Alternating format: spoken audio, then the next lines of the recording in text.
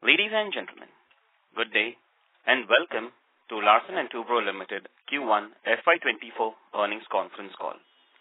As a reminder, all participant lines will be in the listen-only mode, and there will be an opportunity for you to ask questions after the presentation concludes. Should you need assistance during this conference call, please signal an operator by pressing star then 0 on your touchtone phone. Please note that this conference is being recorded.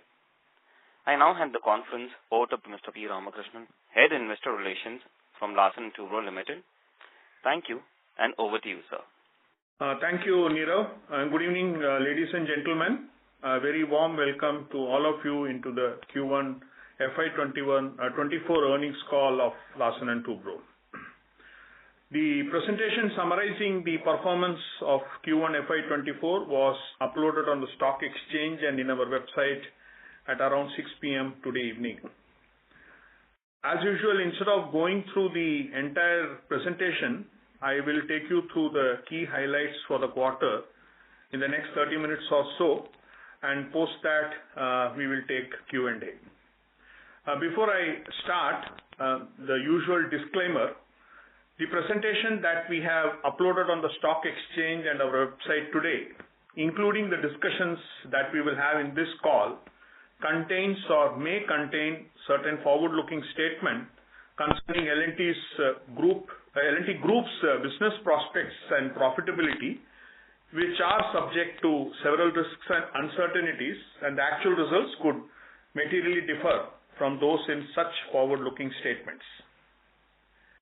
India has remained an oasis of stability despite the continuing global macroeconomic volatility. The domestic activity in Q1 FY24 remained resilient as reflected by the various high-frequency economic indicators. The Purchasing Managers Index, or the PMIs that we call, for both manufacturing and services is also indicating a sustained expansion. The growth momentum is likely to continue on a stable rabi crop production, expected normal monsoon, continued buoyancy in services, and stable inflation with a softening bias. Although I did mention a normal monsoon, let me clarify that the distribution of rainfall is as important as the total volume, and we will be monitoring these developments closely. Secondly, given the healthy balance sheets of banks and corporates, supply chain normalization, and declining uncertainty, conditions are favorable for a continued capex cycle in sectors like infrastructure, power, that includes renewables, petrochemicals, and defense in the near to medium term. When we look outside India, it is our view that although the global economy is turning the corner, but it does face a long road ahead in order to attain stable and sustainable growth.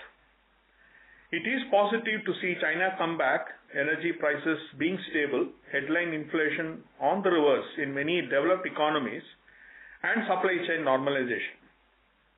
The Middle East, which is our next big geography for our projects business, is stable. We continue to see plenty of opportunities revolving around oil and gas, core industrialization, and energy transition initiatives in this part of the world. Before I get into the details of the financial performance parameters, I would like to share a few important highlights of the quarter. The Board of Directors of the company has approved a proposal to buy back through the tender route equity shares of the company for an aggregate amount not exceeding 10,000 crores. The 10,000 crore excludes the tax on buyback. The proposal is subject to approval of the shareholders. Further, the board has also approved a special dividend of rupees 6 per equity share. Secondly, our defense engineering business has signed a teaming agreement with Navantia, Spain, for the purpose of submission of a techno-commercial bid for the Indian Navy's prestigious P-75I submarine program. Thirdly, our daily ridership in Hyderabad Metro crossed the 5 lakh mark on July 3rd, and as recent as yesterday, the metro ridership touched a record 536,000. Our group company LTIMindtree has entered the Nifty 50 index from July 13, 2023. Finally, our financial services business achieved the Lakshya 2026 goal of more than 80% retailization of its book 3 years in advance. I will now cover the various financial performance parameters for Q1 FY24. Q1 FY24 was a quarter of robust performance across most of the financial parameters. Our group order inflows, revenues and PAT is up by 57%, 34% and 46% respectively over the corresponding quarter of the previous year. Our NWC to revenue, that is net working capital to revenue, at 17% in Q1 FY24 has improved 360 basis points over the corresponding quarter of the previous year. Our ROE is at 12.8% on a trailing 12-month basis in June 23. That has gone up by almost 130 basis points over the 12 months TTM as of June 22 and by 60 basis points when you compare with the year ended March 2023. I will now move on to individual performance parameters. Our group order inflows for Q1 FY24 at rupees 655 billion registered a Y-on-Y growth of 57%.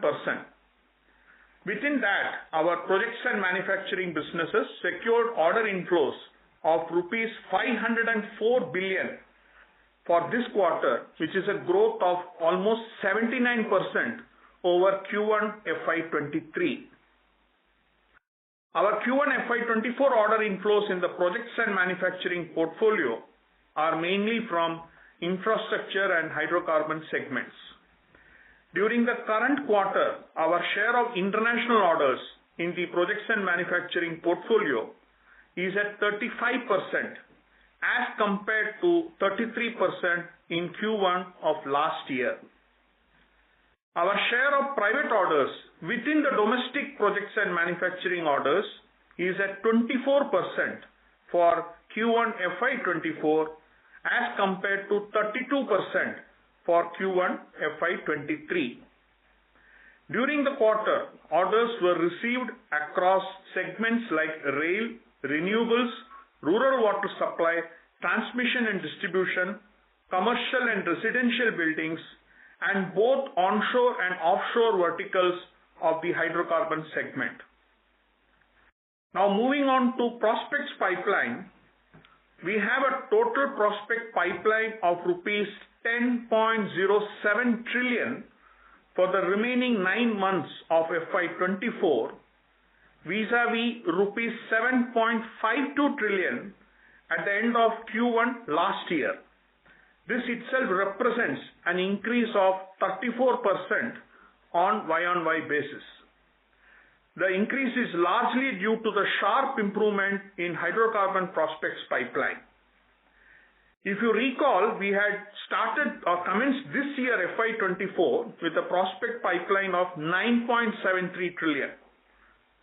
We normally begin every year with a particular prospects pipeline, and with every passing quarter, the same is updated for the remaining quarters of the financial year. This time around, the prospects pipeline has moved up after our Q1 results, primarily aided by substantial improvement in hydrocarbon prospects that I mentioned a little while ago. The broad breakup of the overall prospects pipeline at the end of Q1 FY24 would be as follows. Infrastructure, rupees 5.85 trillion as compared to rupees 5.47 trillion Q1 last year. Hydrocarbons, rupees 3.47 trillion as compared to rupees 1.02 trillion Q1 last year.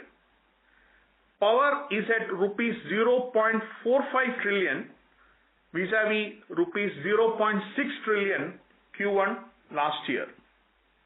and the rest combining of heavy engineering, defense, and green energy EPC aggregates to 0.29 trillion for the current 9 months, vis-a-vis 0.43 trillion that we saw at the end of Q1 previous year. Moving on to order book, our order book is at rupees 4.12 trillion as at June 23. As our projects and manufacturing business is largely India-centric, 71% of our order book is domestic and 29% international. Now, of the international order book of rupees 1.21 trillion, around 87% is from Middle East and 5% is from Africa. The remaining 8% is from various countries, including Southeast Asia. So clearly, the Middle East capex in both infra and hydrocarbon segments is on an upswing post the stability in oil prices. As far as the domestic order book of 2.92 trillion is concerned, the breakdown is as follows, or the share of the various constituent customers. Central government has 12% share, state government 29%, public sector units or state-owned enterprises 39%, and private sector 20%. Approximately around 23% of our total order book of rupees 4.12 trillion is funded by bilateral and multilateral funding agencies. Again, 91% of our total order book is from infrastructure energy. You may kindly refer to the presentation slides for further details. In the current quarter, that is during Q1 FY24, we have deleted orders of rupees 17 billion from the order book.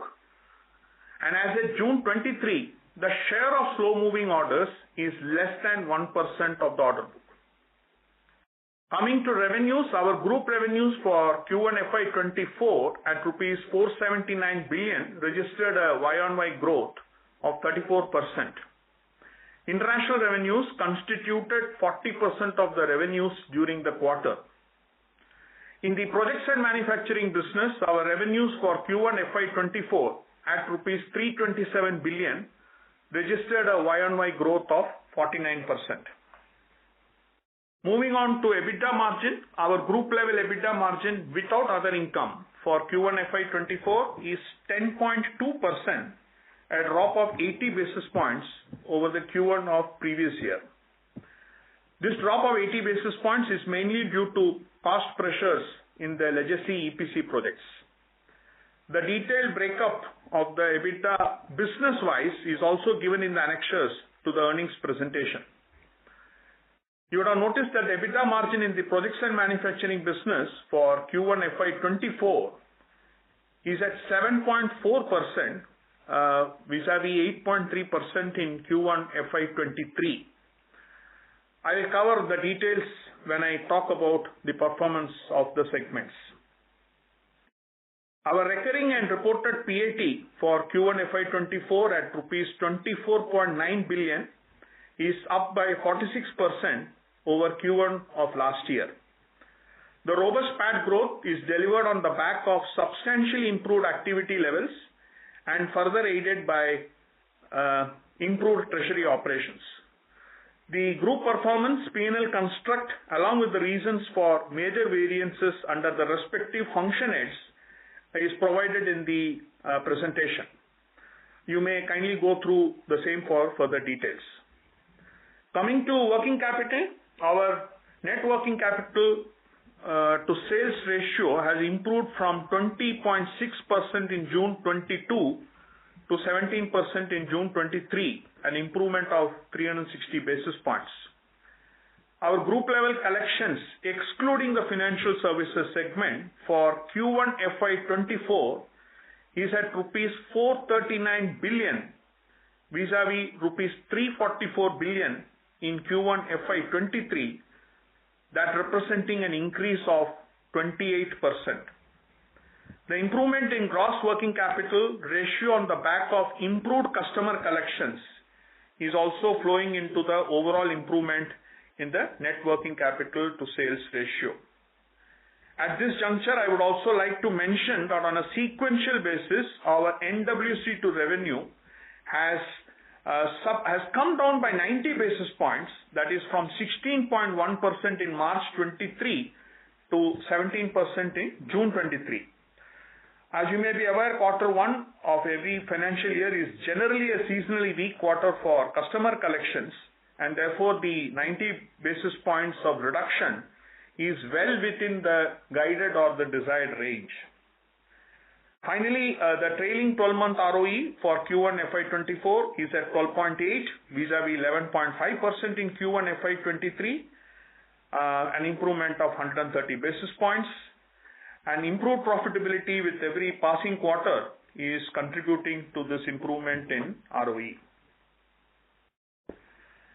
I will now comment on the performance of each segment before we give our final comments on our outlook for the remaining 9 months of the year.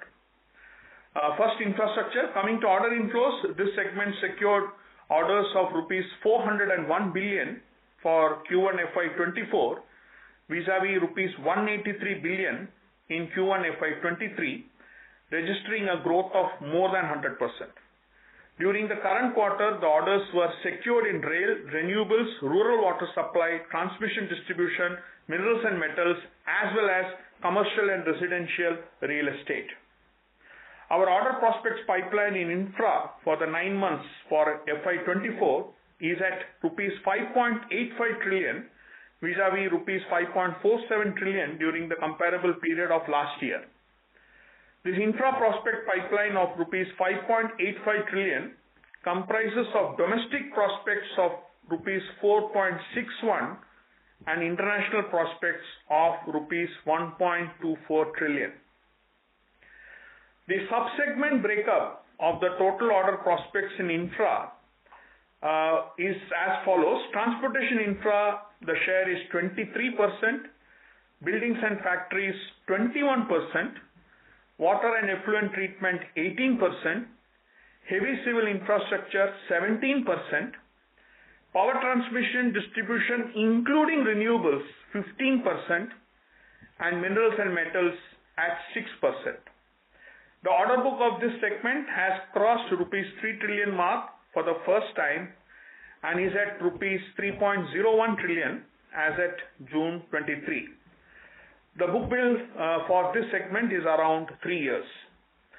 Coming to revenues, the Q1 revenues for infrastructure at rupees 221 billion registered a growth of 56% over Q1 of the previous year, obviously largely aided by the strong execution progress across multiple jobs from the opening order book.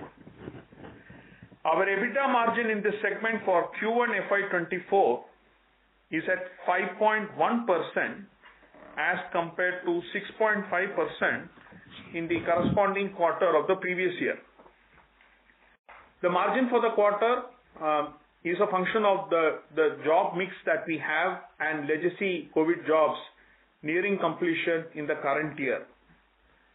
I would like to highlight the fact that Q1 FY24 margin is well within our own internal budget estimates for the quarter. We expect these legacy COVID-impacted jobs to conclude possibly by the end of Q2, Q3 of the current year. Having said that, we are rigorously pursuing customer claims under the terms of the respective contracts. The settlements, however, may happen over a period of time. Finally, although infra margin has taken a subdued, I would say, reporting due to the impact of COVID and commodity prices over the last couple of years, it is heartening to note that the working capital intensity has substantially improved during the same period, resulting in stable return ratios over a period of time. Moving on to the next segment, which is energy projects. This segment comprises of hydrocarbon and power. The receipt of both domestic and international orders during the quarter helped the hydrocarbon order book, whereas power business reported muted order inflows. We have a very strong order prospects pipeline of rupees 3.92 trillion for this energy segment, for the remaining 9 months of FY24, comprising of hydrocarbon at rupees 3.47 and power comprising rupees 0.45 trillion. The order book for this energy segment is at rupees 728 billion as of June 23, with hydrocarbon order book at rupees 680 billion and power at rupees 48 billion. The Q1 FY24 revenues at rupees 66.8 billion registered a healthy growth of 32%, mainly driven by the pickup in execution momentum in the international projects of hydrocarbon business, whereas the degrowth in the power segment is largely reflective of a depleting order book. The energy segment margin in Q1 FY24 is at 9.1% vis-a-vis 8.5% in Q1 FY23. Execution cost savings aids margin improvement in power, whereas hydrocarbon margin is reflective of the jobs at various stages of completion and progress. The breakup of order inflows, revenues and EBITDA margins of this segment is given as part of annexure to the presentation. We now move on to high-tech manufacturing segment that comprises of defense and heavy engineering business. The order inflows for this segment for Q1 has been impacted by deferrals in both heavy engineering and defense. We have an order prospects pipeline of rupees 252 billion for this segment for the remaining 3 quarters of FY24. The order book of this segment is rupees 256 billion as of June 23. Healthy execution momentum across both the segments drive a 40% revenue growth in the current quarter, whereas the margin improvement of 170 basis points over the corresponding quarter of previous year is largely a function of execution cost savings. Once again, we have given a detailed breakup of order inflow, revenues and EBITDA of both the businesses under this segment in the annexure to the presentation. On the subject of defense engineering segment, I would like to once again reiterate that this business does not manufacture any explosives nor ammunition of any kind, including cluster ammunitions or anti-personnel landmines or nuclear weapons or components for such munitions. The business also does not customize any delivery systems for such munitions.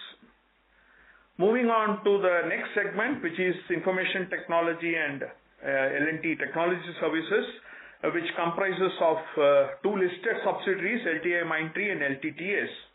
The revenues of this segment at rupees 108 billion in Q1 FY24 registers a top quartile growth of 14% Y-on-Y. Despite ongoing macroeconomic concerns, the deal pipeline for the segment is healthy and a good visibility across all the sub-segments that both the companies have. The negative variance in the EBITDA margin in Q1 FY24 vis-a-vis the corresponding period of the previous year is largely attributed to increased talent acquisition and retention costs. As both the companies in the segment are listed entities, the detailed fact sheets are available in the public domain.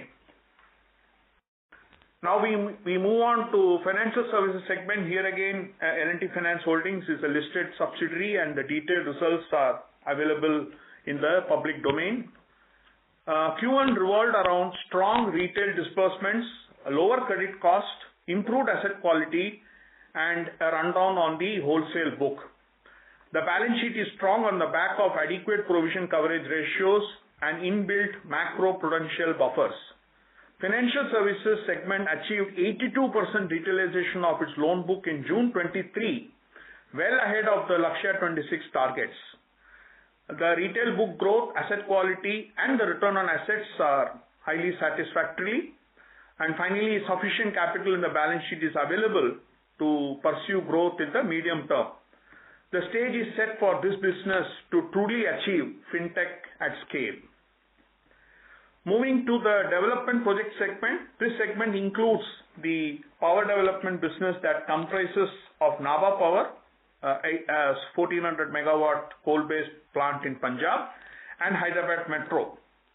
Let me mention here that the profit consolidation for L&T Infrastructure Development Projects, which is a joint venture that we do at PAT level, has been discontinued from Q4 FY23 post L&T signing the definitive agreement for the entire sale of stake.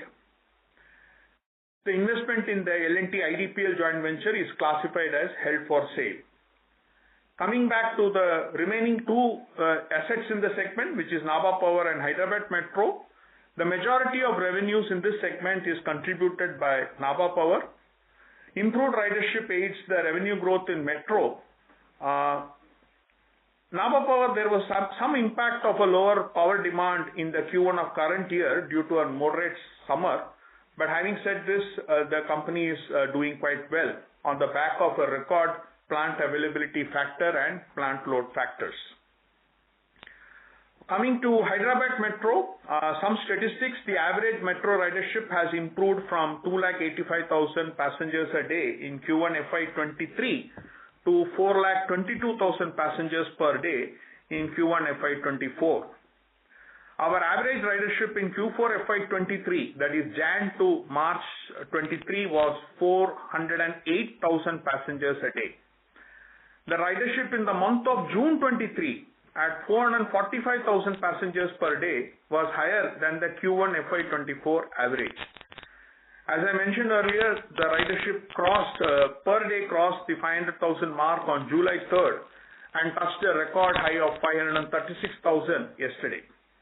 The higher segment margin in Q1 FY24 is primarily due to the improved metro performance and consolidation of Nabha profits. The metro at a PAT level, we did consolidate a loss of rupees 3.35 billion in Q1 FY24 vis-a-vis a loss of rupees 3.25 billion in Q1 FY23, primarily due to a higher interest cost despite the improvement in daily ridership. Moving on to the last segment, that is others. This segment comprises realty, industrial valves, construction equipment and mining machinery, rubber processing machinery, and a residual part of the Smart World communication business that was transferred to LTTS. The Q1 revenue growth of 50% over the corresponding quarter of the previous year is led by realty and construction and equipment and mining machinery. The margin for the segment during the quarter is largely in line with the corresponding quarter of the previous year. Coming to the last part of my presentation, the outlook. India's economic growth continues to display encouraging resilience despite the continuing global chaos.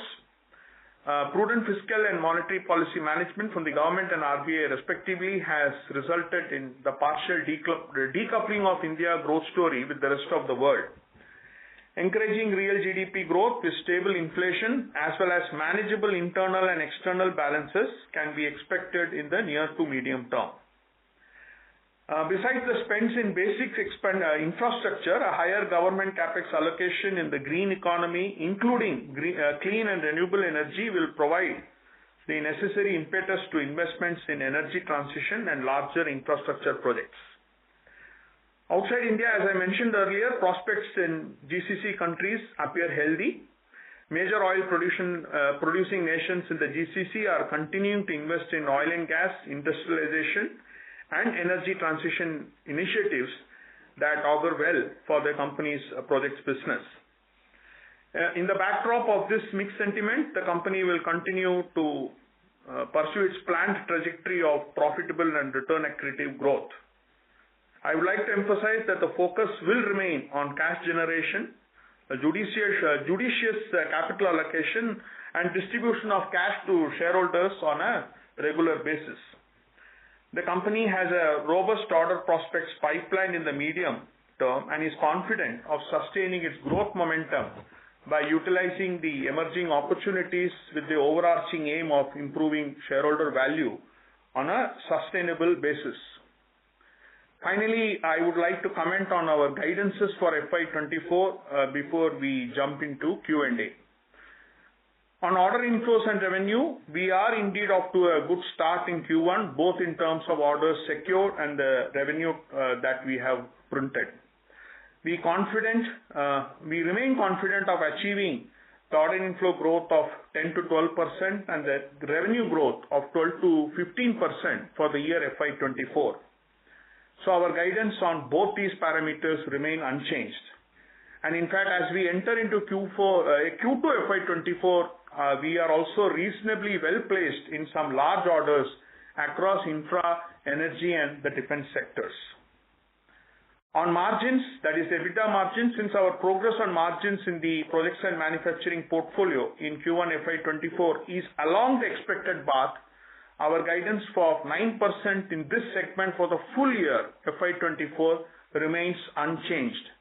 As you may recall, when we were summarizing the performance of FY23, we also indicated that the margins of this particular projects and manufacturing segment for the first 2 quarters will be a little subdued, considering a substantial completion of the legacy jobs that we secured prior to COVID, during COVID, and post that, I think the mix of the recently awarded jobs will take a higher share.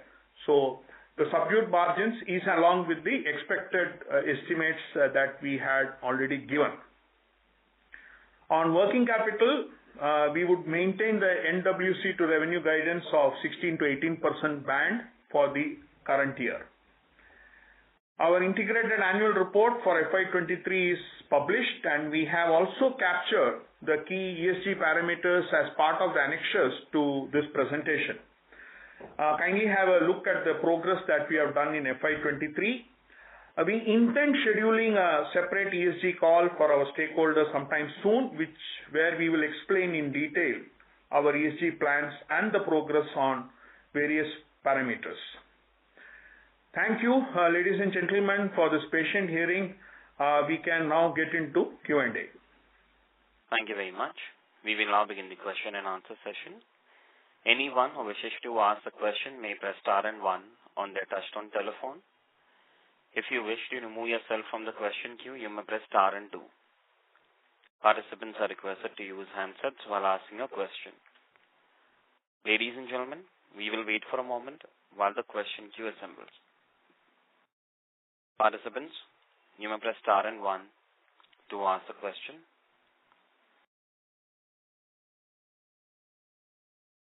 The first question is from the line of Mohit Kumar from ICICI Securities. Please go ahead. Good evening, sir, and congratulations on a very, very good quarter and the decision to reward the shareholders. So my first question is, sir, on the, sir, just a clarification. Does the current quarter include high-speed rail order, which we announced on 22nd of July? So the orders in the infrastructure segment includes the C3 order. As you may be aware, this bid happened in 11th of April, early April 2023. And as a part of a process, the letter of award was formally issued, but before June itself, we had completed the relevant documentation. And incidentally, since we are executing the C4 package, I also want to state that the preliminary work for the C3 package also has started.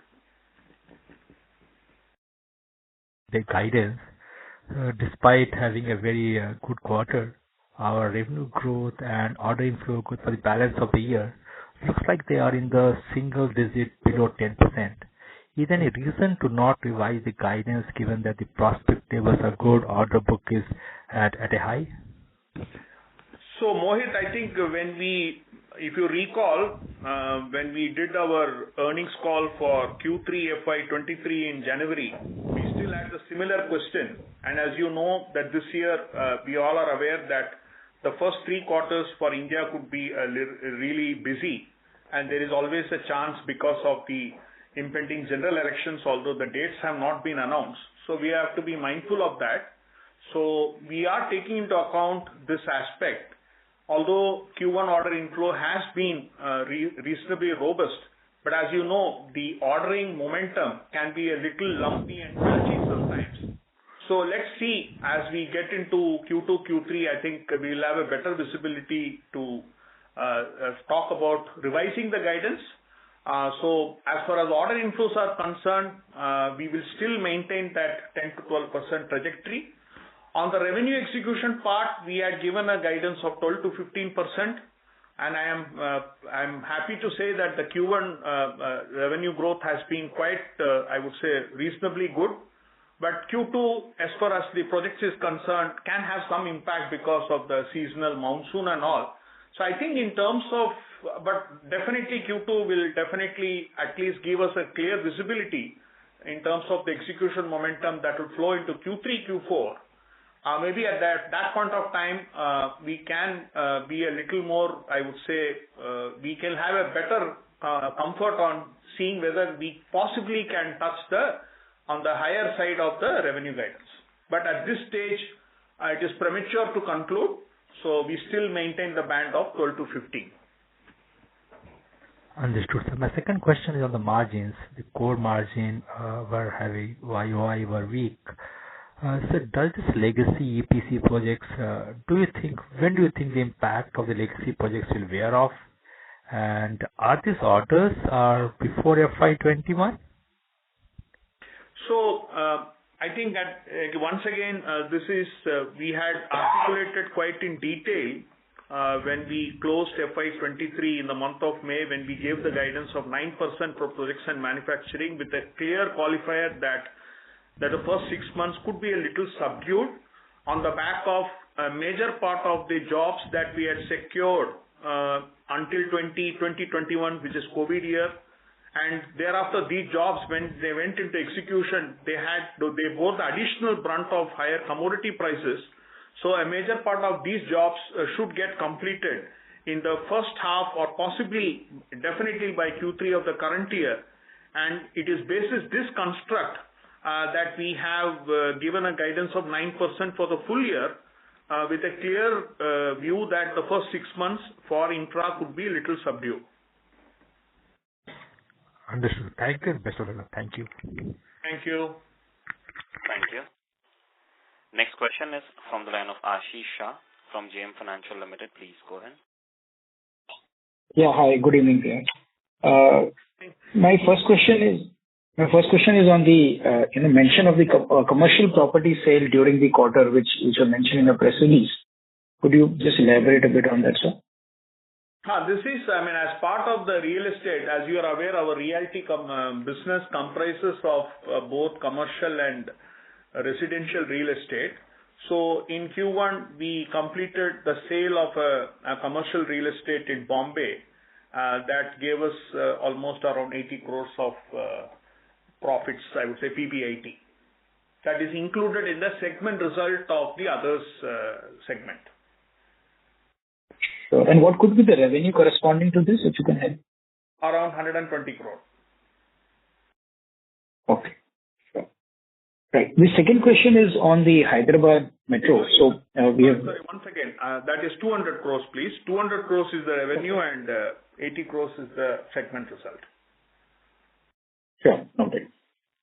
Sir, also on the Hyderabad Metro front, so could you elaborate on how much support we have received so far, and what is the view on the outlook of getting maybe 3,000 crores over a period of 3 years? So are we on track on the run rate to get that sort of? Okay. So in FY23 we had received the government assistance of 100 crores. In Q1 current year we received another 150 crores, and as we speak in the month of July we have received another 300 crores. So in all aggregate we have received 550 crores till date. And we expect to possibly get another 450 crores, which is the first installment of 1,000 crores very shortly. So it is, I would say it has been built in our overall construct that 1,000 crores each of the years in FY24, 25. FY23 is what got spilled over, but we do expect the government to help us out, dispersing the monies at the soonest. Thank you. So the line for the participant dropped. The next question is from the line of Puneet Gulati from HSBC. Please go ahead. Thank you so much and congratulations on great numbers here. What is really some disturbance coming from your line? May I request you to speak through the handset? Can you hear me now? Yes. Yes, please. Go ahead, Puneet. Yeah. So congratulations on great numbers. Can you elaborate a bit more on what's driving this execution strength? Is it just the sheer number of projects that you're doing has gone up, or the scale has gone up? What's driving this humongous growth in revenue?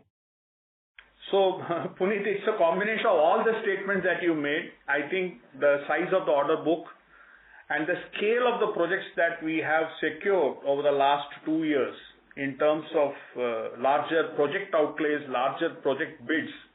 So in terms of the size of the projects and the scale of the project has helped us to achieve this kind of a revenue execution momentum. And that is what is helping us out. And as you may be aware, we are also investing a lot on, I would say, construction equipments or project equipments that will enable us to speed up the execution momentum. Okay. That's helpful. And secondly, if you can comment a bit more on the competitive intensity in the Middle East. That seems to be a very big market for you. You've shown a humongous growth in the order pipeline as well and prospects. Some color there would be very useful. So Middle East, as we see it now, I guess it would be a combination of largely the way we see is in hydrocarbon segment, and the next segment that we are seeing plenty of opportunities in sequence of size or opportunities would be the renewables part. Okay. And thirdly, other industrial sectors like minerals and metals, to the extent there are some of these core industries being set up in that part of the world. But hydrocarbons and renewables are clearly seen as an addressable opportunity in the near to medium term. And as far as competitive intensity is concerned, I guess, yes, the size of the capex spend that we are witnessing in some of the countries in Middle East is so large that the few of the companies that have been selected as a approved bidder, I think the size of the cake is so large that each one will probably get a fair share. Okay, so there shouldn't be any risk on the model side at all here, at least. In terms of prospects, I would say that hydrocarbons, renewables are a good medium-term prospects in terms of newer orders. I wouldn't dare to comment upon whether the prospects will continue to sustain 2 or 3 years down the line, but definitely in the next 9 months to 12 months, the prospects are addressable, are visible. It all depends on how much of the share of those prospects gets converted into orders for L&T. And margins, just 10% kind of margins should be base case here, or can they go up as well? So, Puneet, whereas it would be inappropriate for me to address the margins for orders that we are yet to secure, but definitely the hydrocarbon segment, the business has reported, I would say, consistently stable margins over the last 2 to 3 years. I mean, set aside quarterly, because quarterly can be a function of the progress of jobs at various stages. But definitely, depending on successful project execution, I don't see a reason any major change in the margins profile that hydrocarbons has been demonstrating over the last 1.5 to 2 years. All right, that's helpful. Thank you so much, and all the best. Thank you. Next question is from the line of Parikshit Kandapal from HDFC Securities. Please go ahead. Yeah, hi, PR. Congratulations on a great quarter. So my first question is on the segments. I mean, you have said that the prospect pipeline has increased, and large part of these are large size orders from railways and other segments. So what we are seeing is that on the capital goods side of these orders, somewhere we're hitting a capacity constraint. So do you think that in coming quarters there could be some challenges on the execution side because of shortage of equipment? And you can highlight in which segments of the order book you are seeing this kind of build out happening where the capacity utilization has really gone up from the supply side. So, Parikshit, while I was giving you the order prospects pipeline, where I also gave a split of the 5.85 prospects pipeline for infrastructure segment for the balance 9 months, I also gave you a breakup ranging between transportation infrastructure, which is the highest, to minerals and metals at 6%, which is the lowest, across the entire 5 or 6 subsegments that we have.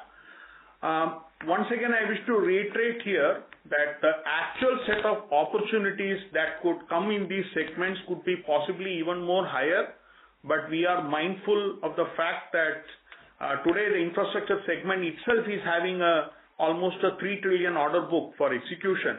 So we are targeting the projects where we have the capacity to execute, and also the competitive intensity for such kind of bids also would be a shade lower. So my question was more on the securing the equipment part, like say in a T&D project, if there could be potential shortage of transformers, switchgears. The same way across your order book, there could be shortage in other segments. Are you seeing any trend where? Okay, so Parikshit, I'm sorry to interrupt you. As it stands now, because if you see the run-up of growth in the infrastructure segment in revenues also, that doesn't seem to suggest that is there any shortage of equipment for execution or materials. So I guess at this juncture, premature to comment that there is a possibility of infrastructure equipment, getting into an obstacle for execution. Okay. My second question is on IDPL now. So can you highlight on what stage we are in terms of closures, and most likely when we get the approvals and the money coming in? So at this juncture, as you may be aware, IDPL is a holding company that has 8 operating road assets and 1 transmission line asset. The approvals from agencies like NHAI, Ministry of Road and Surface Transport, and other customers is in the progress. The target is to try to complete it in Q2, but there is a possibility it can slip over to Q3. Okay. And just my last question on real estate. I think SNS has some time back said that they're targeting to be top 5 players and 10,000 crores is the target for pre-sales by FY25. So just wanted to sense what is the number for Q1 FY23 on the Q1 FY24 on the real estate pre-sales. So at this juncture, Parikshit, the way we are looking at is obviously L&T has captive land parcels across Powai, Navi Mumbai, Chennai, Bangalore, and one parcel in North India as well. So all of this has a potential to develop almost 12 million of residential and 15 million of commercial property development. So this is the overall objective of the realty business that we have in the next 2 to 3 years, I would say. Thank you. Sorry to interrupt you, Parikshit. I'll request you to join the queue again for a follow-up question. A request to all the participants, please restrict to 1 question per participant. We have a long queue, and requesting join the queue again for a follow-up question. Next question is from the line of Renu Baid from IIFL Securities. Please go ahead. Yeah, thanks for the opportunity. I have Renu, you're sounding distant from the phone. My question is, any update on the divestment of Nabha Power, and if you can also share what is the value of cash and liquid investments on the parent books at the end of first half? Okay, so at this juncture, Renu, it is like this that we don't have I would say, a serious interest in terms of Nabha Power, but we continue to operate the asset. As I mentioned earlier, the asset is doing very well in terms of one of the best performing thermal power plants with a total PLF upwards of 85%. So it's doing quite well. Coming to the second question, the total investable surplus, or what you call as cash which is lying, which can be considered for capex or which can be considered for even the buyback or so. At a standalone level, we can assume around 25,000 crores. And at group level, it could be around 35 to 40,000 crores, because 10,000 crores is the total amount of cash which the ITTS companies have. And the rest, you cannot take L&T Finance cash balance as investable surplus. So I would say 25 plus 10, around 35 to 40 is the total group cash that we have. Got it. And can you share from which sectors were the rupees 17 billion orders debooked during the quarter? Sorry, I didn't get you. The 1,700 crores orders which were deleted from the backlog. It is largely in the B&F real estate sector. It was an old order that was not moving, and that was almost 1,000 crores or so. The rest is all a combination of various orders. After the completion, is no longer required, so they get deleted. Got it. Thanks much and all the best, sir. Thank you. Thank you. Next question is from the line of Sumit Kishore from Axis Capital Limited. Please go ahead. Thank you so much, Pierre. My first question is on hydrocarbon prospects, which have increased sharply. Could you give some color on what is driving this increase, whether it is onshore, offshore hydrocarbons, overseas, domestic, and so on? I think I gave you the breakup of hydrocarbons, both over domestic and overseas. So the total hydrocarbon prospects is at 3.47 trillion. Okay. Yeah. And you can take offshore at around 1 trillion, onshore at 2.3 trillion, average. Okay. And the rest is a combination. I think you can take it that way. 1 trillion as offshore and 2.5 trillion as onshore. Got it. The second question is, while the defense prospects for the balanced fiscal, seem to have gone down as included in that number for heavy engineering, defense, and green energy EPC. But I mean, clearly, what we are reading in terms of your press releases on L&T developing AIP technology with DRDO, the prospect of P75I. Even the lightweight tanks that we are reading about. Over what time frame, and how large can these opportunities be in defense? If you could give some color. Let me tell you the order prospects for defense that we have for the balance 9 months. What we believe as tenders will get floated and awards may get announced is aggregating to around 0.19 or 20,000 crores. This was actually 24,000 crores Q1 last year. But that doesn't mean that the prospects have come down. We are talking of what we believe are addressable opportunities that will come up for bids and get awarded. So we are only focusing on that. So needless to state, the P75I, all those bids are not included in the current order prospects pipeline. Yeah, but can you elaborate on, like the conversion of submarines to AIP, the Scorpion class? What could be the size of those opportunities for L&T, given that you have co-developed AIP with DRDO? Yeah, it would be premature for me to give a value aspect to it, Sumit, because at the end of the day, these are jointly developed. The scope, how much of L&T gets it, or how much goes to the public sector shipyards, I think at this juncture may not be appropriate for me to comment.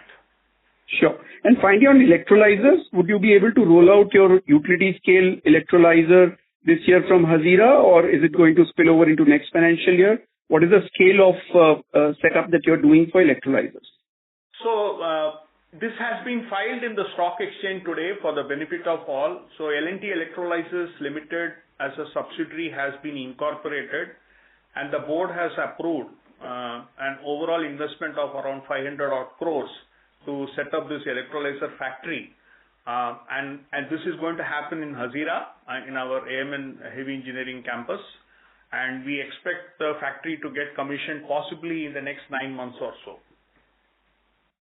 What is the capacity? It will cater to electrolyzer sizes up to 4 megawatt. Okay. Thank you so much. Thank you. I request to all the participants, please restrict to one question per participant.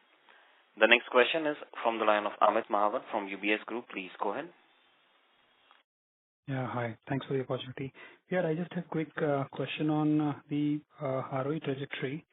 Now that buyback is already in works, do you think FY26 corridor for ROE of 18% can see an upside risk, especially given next 2 years the execution and margin ramp up in core that we can see? So any color there? So Amit, I think I have mentioned the bridge of 12 to 18. Okay. So the capital allocation part is what is now to the buyback and higher amount of dividends, which will enable us to improve by 150 to 200 basis points. The second and more important thing is on the concessions part of our business, which is essentially L&T Metro. Hopefully, I think it should come back on track on the timely receipt of the state government assistance and also the TOD monetization.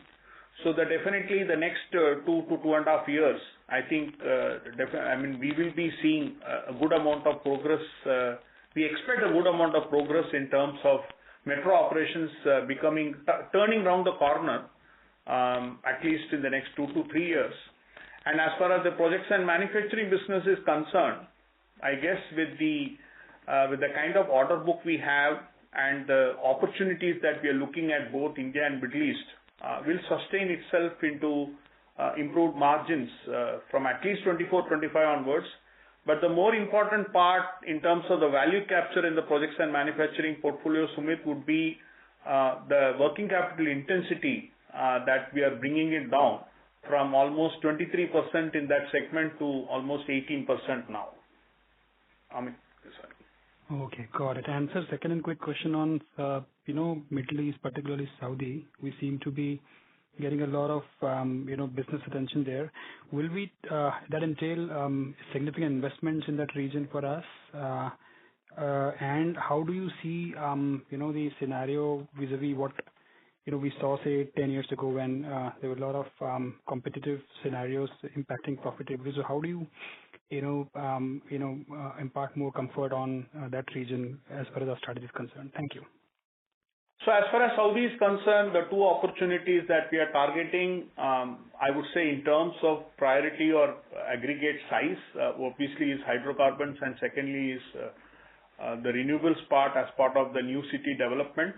Over a period of time, I guess the amount of opportunities into other sectors on power, besides renewables, including water and all, will shape up. The kingdom is going through, I would say, a big transformation in terms of approach to both investment and mindsets, and this is something quite favorable. Competitive intensity, I would say, as far as hydrocarbons is concerned, is with a select few set of bidders, and as I mentioned in response to an earlier question on the same subject, I think the size of the capex is so big in terms of next 12 to 18 months. I guess every one of us will have a fair share of the size of the pie. Okay, thank you, and good luck there. Thank you, Amit. Thank you. Next question is from the line of Aditya Mongia from Kotak Securities. Please go ahead. Yeah. Hey, hi PR, and congratulations for a good set of numbers. I limited it to one question, which is on hydrocarbons, probably probing you slightly more on this one. See, this almost trebling of pipeline that you are seeing for a 9-month basis, is this something that can sustain the 3 trillion rupee number, or do you see the case of 1 trillion rupee number again coming back at some point of time in the future? If you can give me some more color on the geographies and the areas where investments are happening, it will just give us more and more sense of the sustainability of this number. So Aditya, I guess you are right to say that the hydrocarbon pipeline prospects itself at 3 trillion this time around. We are only looking at the prospects for the next 9 months. It would be a little speculative for me to comment as to in June 24 whether the prospect pipeline will be equal to this or more than this. But definitely in the next 12 months, the opportunities that we are looking at hydrocarbons more so from KSA, Saudi Arabia, is quite significant. Besides the KSA, there are 1 or 2 other countries in the MENA region, GCC region, where we do see favorable opportunities to come our way. Maybe I'll just kind of ask a related question over here, and not a new one. See, your subsidiaries in KSA have seen a lot of volatility in their top line. I don't know whether it is indicative of the way things happen in KSA, but what is changing at this point of time for us to be believing that the change in mindset over there is something that can lead to medium-term gains for us, which are more sustainable? So when you talk of medium-term gains, I'm sure you are referring to margins. I did mention that hydrocarbons margins has been consistently in that 9 to 10% band over the last 2 years or so.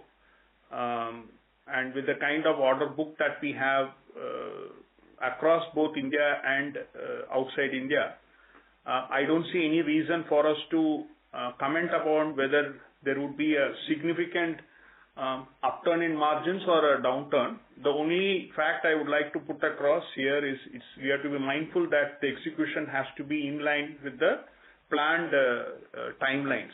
If that happens, I guess that will be something, our credibility in the system, which we have already done, and hence that's one of the few important reason that L&T has been getting consistently large orders from this part of the world insofar as hydrocarbons is concerned, because of the favorable experience that the customer has seen while L&T has executed the jobs in the recent past.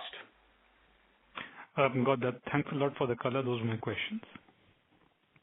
Thank you. Next question is from the line of Ashwani Sharma from ICICI Securities. Please go. Yeah, good evening, Pierre, and thanks for the opportunity. And congratulations to the entire L&T team for a strong performance. Just a quick one. So we have exceedingly done, really well in Saudi over the years.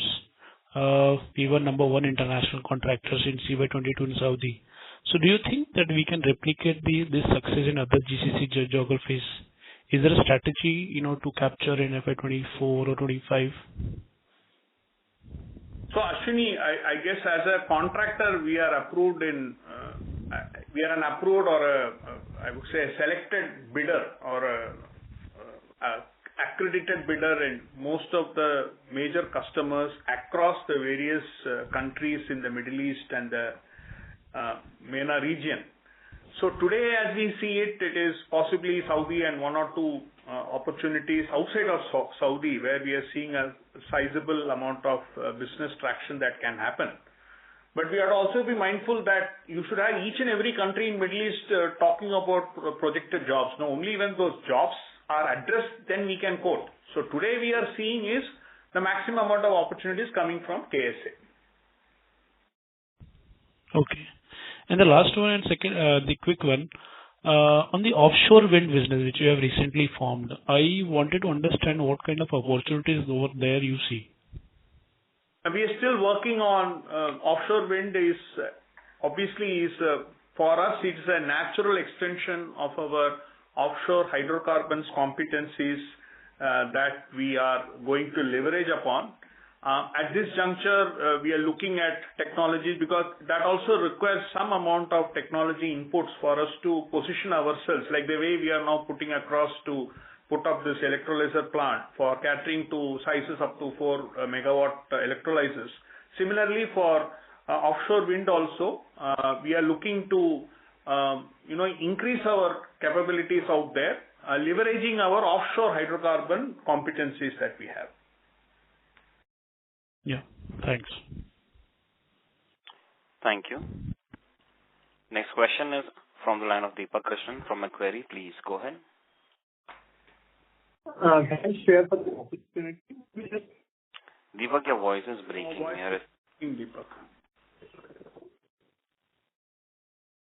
Deepak, can you hear us? Yes, sir. We'll Deepak afterwards. You can take possibly the next person. Yes, sir. The next question is from the line of Ankita Shah from Elara Capital. Please go ahead. Yes, thank you. So given the very strong prospect pipeline that we have and we are expecting a good momentum in flows going forward, so what is the kind of capacity expansion in terms of CapEx that we are looking at? CapEx is a function of the type of orders that we get, Ankita, for very large orders. Like, for example, when we talk about C3, C4 and all these coastal road packages, the various project-specific CapEx that we have to take is actually built into the project bid cost itself. Having said this, it would be appropriate for me to comment, given the fact that we are having such large jobs and the possibility of getting larger size jobs, the CapEx requirements in this segment of projects and manufacturing could range average between 3,000 to 4,000 crores each year. Okay. That's it. Thank you so much, sir, and wish you all the very best, and many congratulations on the strong performance. Thank you. Thank you. The next question is from the line of Barinder Vijay Kumar from Spark Capital. Please go ahead. Yeah. Good evening. Sir, we've had this 80... Barinder, your audio is coming very distant. Is it better now? If you can speak a little louder. It's little feeble. I think you have to come closer to the handset. Okay. Is it better now? Yeah, okay, I can hear you. Yeah. Go ahead. Yeah, sir. Sir, we had this TOD monetization pipeline at Hyderabad Metro, about 18.5 million square feet. What is the status? When are we likely to receive money? How much in FY24 and 25? So, okay, 18.5 million square feet is the total TOD rights that we have. The monetization is not for the entire 18.5. Against 18.5, we have developed around 1.5 million square feet of TOD, which we expect to monetize. Hopefully, we should see some of that happening in the current year. We had some, target of number to be received from TOD per year. How much would it be? So the target, Barney, is this we have mentioned earlier also, that the TOD monetization will fetch the Metro SPV around 2,000 odd crores in terms of the total cash that they'll be able to collect against the developed TOD parcels, and this cash will enable us to bring down the debt. So 2,000 crores is the estimate that we are considering for TOD monetization, and in terms of the timelines, should happen, some part of that should happen in the current year itself, or a major part. But we are progressing satisfactorily on that. Let us see how it shapes out in the current year. Okay. Second question on the power T&D prospects. We see government of India trying to push renewable auctions, and a lot of auctions have happened. Though we are not a big player in India, do we see good inflow from this segment this year? Okay, so the share of power T&D, in infrastructure, the order prospects that we have for infrastructure at 5.85 trillion, the share of power T&D is almost 19% of that, and it is equally split. In fact, it is tilted more towards almost 55% is international, and the balance 45% is domestic.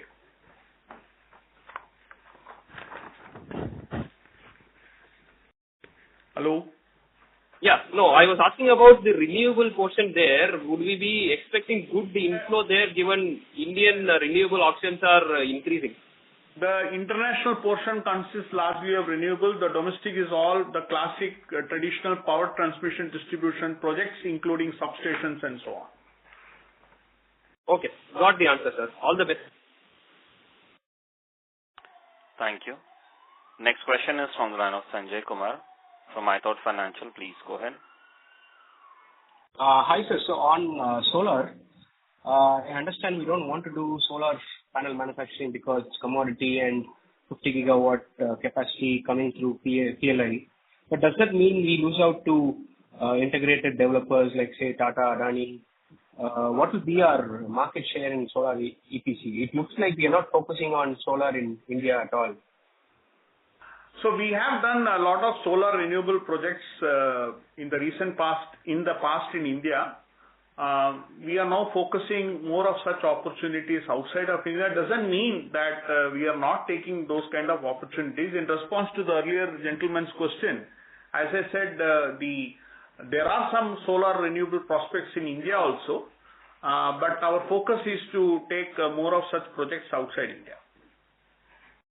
Okay, and the more important point is that the India solar projects that we are looking at, in terms of size and scale, it is a little smaller, whereas the overseas solar projects are opportunities that are big in scale. Okay, got it. And second, can you talk about the orders in US? Because US is spending a lot on construction, which we are seeing in jobs data and even project announcements. But for us, US and Europe contribute 15% to inflows and revenue, but less than 1% to backlogs for the last 3 years. So it seems to be a short cycle order. So are we focusing there? If yes, what kind of orders are we getting there? So Sanjay, what you see in US and all, they are all reflecting nothing but the revenues of the ITTS portfolio, which is also put in order inflow.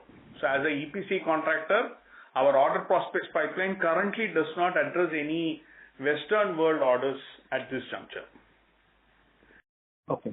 And on high-tech manufacturing, sir, only one. Having said this, I mean, there are obviously opportunities when you talk about making complex pieces of equipment, largely for the petrochemical sector. So that's more of an export job which our heavy engineering does. But outside of that, US infrastructure or European infrastructure, they are largely restricted to the respective contractors of those regions only. Okay, makes sense, sir. And on high-tech, are we looking at semiconductors or small modular reactors for nuclear? Semiconductors at this juncture, no comments. As far as modular reactors are there, we are working, but it's a little premature for me to comment in detail. Okay, thank you. Thank you. As there are no further questions, I now hand the conference over to Mr. P. Ramakrishnan for closing comments. So thank you all for taking your time to attend this call. I hope all the queries have been answered. In case if you have any further clarifications, please feel free to reach out to me or my colleague Harish. We will be there to clarify. Thank you. Thanks once again. Thank you very much. On behalf of Larsen Toubro Limited, that concludes this conference. Thank you for joining us. You may now disconnect your lines.